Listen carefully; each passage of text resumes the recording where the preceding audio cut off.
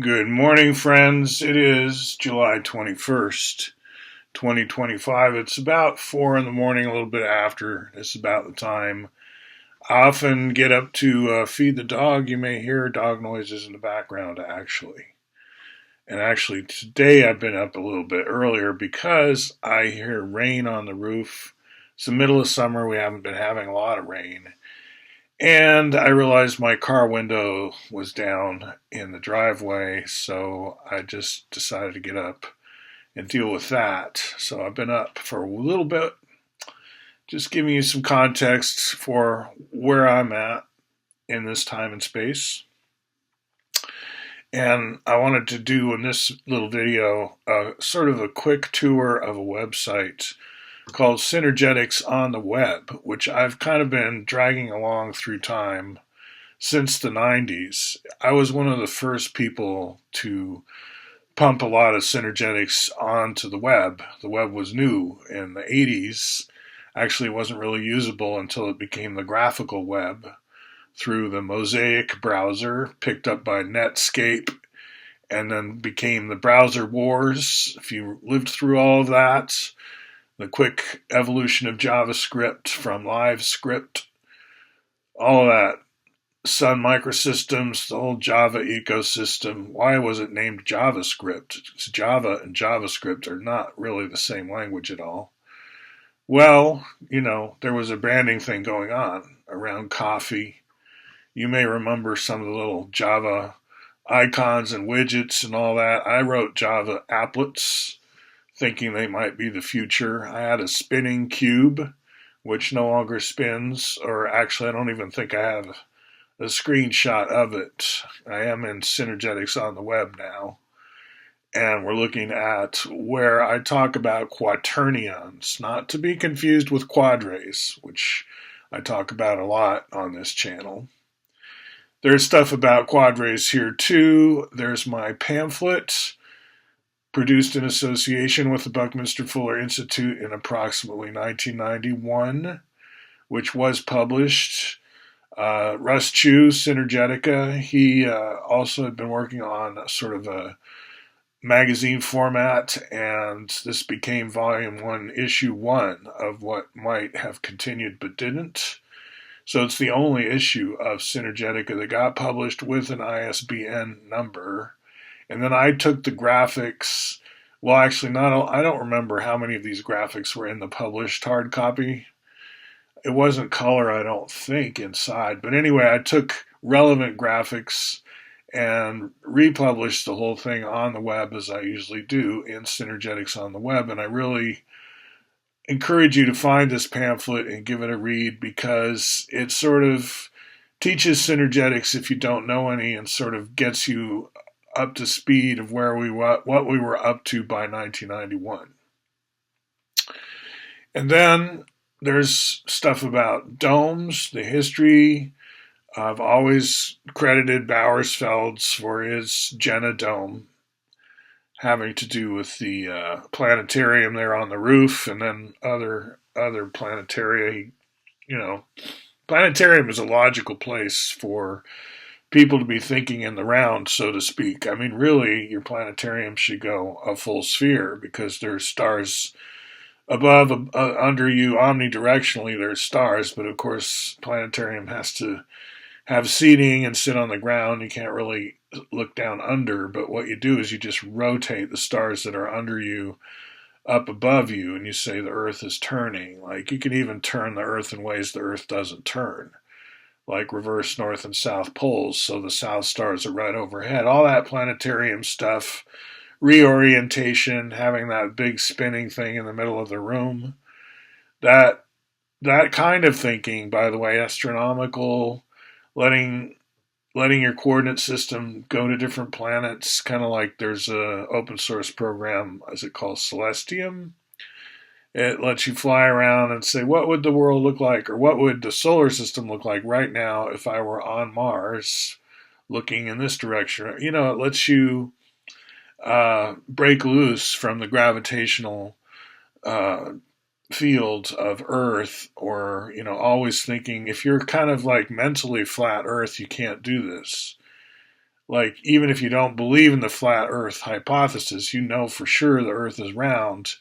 If you're not mentally able to, like, lift off and sort of fly around and go to other planets, even in your mind, in your mind's eye, or using software, then that's kind of limiting. So I'm hoping that your study of synergetics will break you out of that, and you can see how the moon is flying alongside the Earth, kind of like a tender ship in a way. I mean, they're spiraling together alongside the sun, and the moon is sort of flying in parallel in that forward direction that the sun is going. So you could see it not as orbiting the Earth so much as spiraling around the Earth's spiral, and so forth and so on, like that. A more astronomical point of view. So, synergetics on the web, and then I want to end up with what I have here in the general systems theory section. Because you might think I talk about GST sometimes here on the channel, and how far back does it go? Well, it goes back a long way for me. I'm influenced by Kenneth Boulding. I'm influenced by my dad. It's like big picture thinking of the kind that economists do. So it's kind of like, where do I put my thinking about economics? Well, I file it under either Quaker economics or Quakernomics, as it later came out, a book, or also I just add that Quaker economics was like a study group founded by this guy named Joe Havens, who came to our Quaker meeting here in Portland, Oregon. He started this group. We'd meet like weekly and talk about what we called Quaker economics. And it was a large group, at least at first, kind of winnowed down a bit. And we had some actual economists, PhD teacher types in our group, very interested in that, like John Wish and stuff. So that's some of the history. I've been interested in economics, let's put it that way, but I call my version of it general systems theory, and I actually think GST needs to compete with economics because economics says monopoly is bad, at least classical economics, which was about undermining the aristocratic powers, the rent takers who thrived on like monopoly and just inheritance, land rights and stuff. And they wanted high rents. And classical economics was about giving the workers a better life so they could compete on the global market and have a monopoly that way that was more inclusive of the whole country. It still comes up against some of the same problems, though, at the global level. But anyway, I was just listening to some pretty coherent history on this, so which I've studied. I went to Princeton. I went to international relations courses a lot. I was in the Woodrow Wilson School, as it was called then, for a bunch of courses, but I didn't major in the Woodrow Wilson School. I thought about it, and then I decided to go with philosophy, and that's my whole story about working under Richard Rorty and my thesis on Ludwig Wittgenstein and so on. But having grown up as an expat overseas and seen the world a lot, I was always interested in being kind of worldly. Maybe let's go into international relations, live that lifestyle, go overseas, be in an embassy, who knows, right? I didn't take that route exactly, but that's where my mind was at. So I studied a lot, and I got, into this general systems theory as kind of to compete with economics, as something that was more aware of thermodynamics. And this be, do, have project completion loop, for example, I forget. I think I might have stolen the be, do, have from some seminar or somewhere. It's like, it makes sense that we kind of dream things into existence, don't we? But we use existing energy, like consider conservation of energy, consider the sun, and consider it's pumping energy outwards in all directions, and a small tiny fraction of that is absorbed by planet Earth. And what we're talking about on Wanderers here, even contemporaneously, is how we are spreading energy out as a planet. What I mean by that is entropy does increase, and you can characterize that as kind of spreading the joy, spreading the solar. The solar energy coming from the sun needs to be distributed effectively. And when it hits the planet, how does it leave the planet? And the planet's not supposed to just heat up and heat up based on energy from the sun. It dissipates, it reflects. We have the atmosphere, we have albedo, we have our daily energy budget. We have, the sun is powering all of agriculture. It's when you say solar power, it's not about just little panels somewhere on your roof or something. Solar power means all the trees, all the everything, really. Solar power means the convection cycle. It means water running downhill. How did it get uphill? How does something so heavy as water always come downhill and flow and flow and flow and let our water wheels turn and power our cities and give us the wherewithal to do this be do have? Like if we didn't have the sun, our intelligence could not dream stuff into existence. And by have, I mean when you like scroll on Facebook or wherever you scroll, Instagram, and you see the world, TikTok, you see all what's out there. You see, the great cities of the world, and you see people living their lives and so on. It's just the collective have of the whole planet, and we like that. A lot of us, we think, wow, we have a lot. We have a pretty interesting planet here, but do we want to kind of destroy it or set it back or really make it worse? And sometimes we don't see how we can afford not to because we have these beliefs. Some of us believed growing up for a long time that there were just too many people and population explosion, blah, blah. And now there's like, oh, but we're not having enough babies. We're not up to replacement rate in so many countries. So that, there's a lot of fads about why the world is going downhill. And a lot of it traces to bad economic theories and crappy thermodynamic understanding. Because actually the Earth is plugged into the sun, and there's plenty of like future energy that we can bank on. And it's really grant income to the Earth from the sun. It's not a loan. We don't have to pay it back. It's like a motherboard of a computer plugged into the wall socket, and the juice is flowing and to the ground, which means back out into space eventually. But in the meantime, a lot of computing goes on. So think of the Earth as a solar-powered computing. And by computing, I mean building cities. I mean creating a world. I mean terraforming. I mean creating a planet. As an intelligent life form, we're powered to do that by solar energy. And we're like a giant nonprofit. We are kind of like a giant global university. Like Spaceship Earth, okay, but also it's a global university. And that's how my GST took it. It's like, how do we design our global university with our spherical campus to help the sun spread out its energy effectively? Like, how do we power through energy in a creative and useful way and not by blowing ourselves to smithereens or something like that? It's like that's if your motherboard like overheats because there's too many hotheads. You got to watch those hotheads. They will dive into war because they're hotheads. It's what they're programmed to do.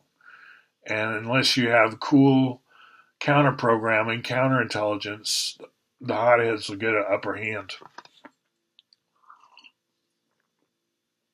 And they often do.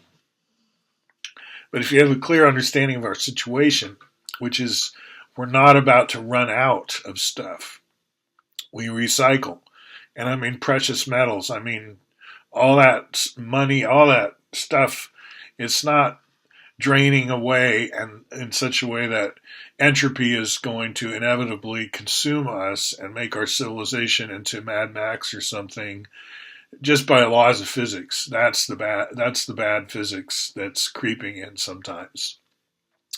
People think the natural laws of inevitability are forcing us to a worse state, and therefore that we have to have these vicious wars so that at least some people have a good life, whereas it's hopeless for most people. So what can we do? There's nothing we can do. That's just the physics of the situation. And you need to question that. Is that really the physics of the situation? And that's what in general systems theory, we look at that.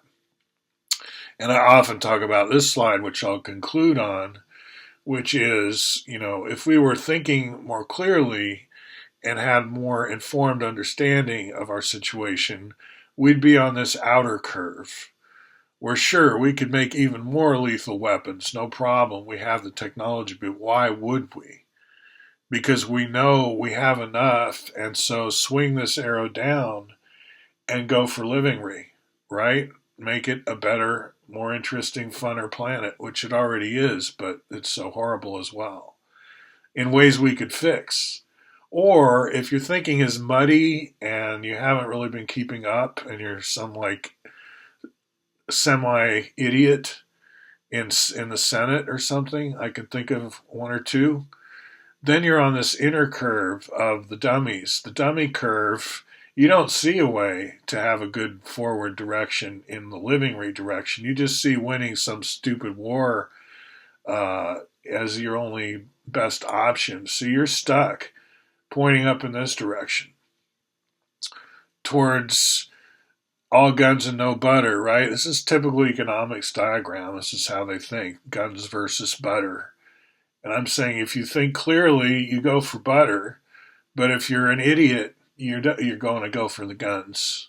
And we have a lot of idiots in high places. They get helicopter to work. They have servants. They're like really doing well for themselves, but they're idiots. Can't get around that. And they're hotheads. Oh well. So what are we going to do about that? I think a global university might help educate enough people, if not them, that they don't have so much influence going forward. I guess that's my project here. Cascadian synergetics and so on, we spell out how it could be so much better. And we hope to sort of steal some of the influence of the hotheads away, from them, because they don't deserve it. They don't think hard enough. They're idiots, like I said. City of morons. Back to my polemics. I'll end on that note. I often end on the verge of rant. It's like, I know it's time to stop, so talk to you next time. Have a good one.